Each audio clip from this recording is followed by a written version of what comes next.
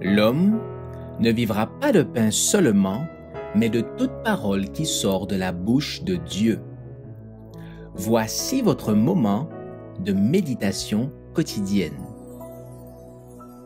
Pour mieux connaître Jésus-Christ.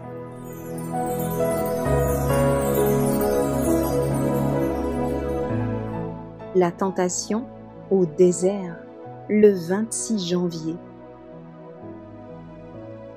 Alors Jésus fut emmené par l'Esprit dans le désert pour être tenté par le diable. Matthieu chapitre 4, verset 1. Comment se fait-il que, au commencement de son ministère, le Christ fut conduit au désert pour y être tenté? Il n'y alla pas de son propre chef, mais en notre faveur pour vaincre à notre place.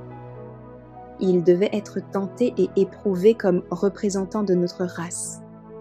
Dans une rencontre personnelle, il allait affronter l'ennemi et vaincre celui qui prétendait être à la tête des royaumes de ce monde. Satan s'approcha de lui et le tenta sur les mêmes sujets que l'homme. Notre substitut et notre garant passa par le chemin où Adam broncha et tomba. La question concernant le Christ était: succombera-t-il comme Adam au sujet des commandements de Dieu? Non, il repoussa la tentation à plusieurs reprises par ces mots: il est écrit. Et Satan abandonna le champ de bataille comme un ennemi vaincu. Le Christ a racheté la malheureuse chute d'Adam.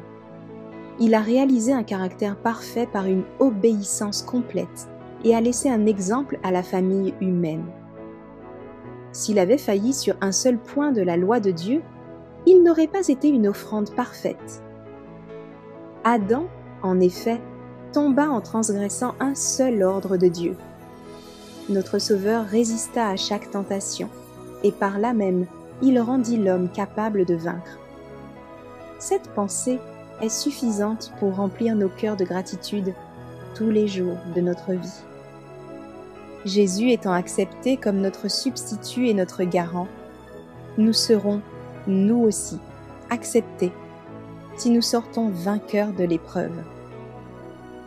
Il a pris notre nature afin de connaître les tentations qui assaillent l'homme, et il est notre médiateur et notre intercesseur devant le Père.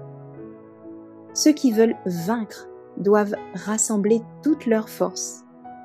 Il faut qu'ils supplient Dieu, à genoux, de leur accorder son secours. Les hommes peuvent avoir pour résister au mal une puissance que ni la terre, ni la mort, ni l'enfer ne peuvent vaincre. Une puissance grâce à laquelle ils pourront remporter la victoire comme le Christ. La divinité et l'humanité seront unis en eux.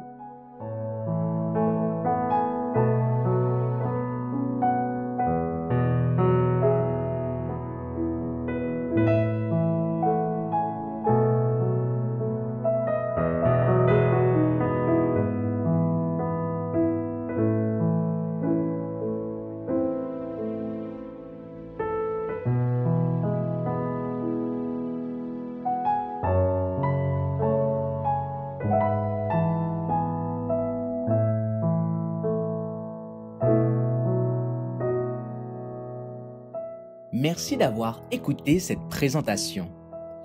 Assurez-vous de nous rejoindre demain pour votre moment de méditation quotidienne avec lereste.org.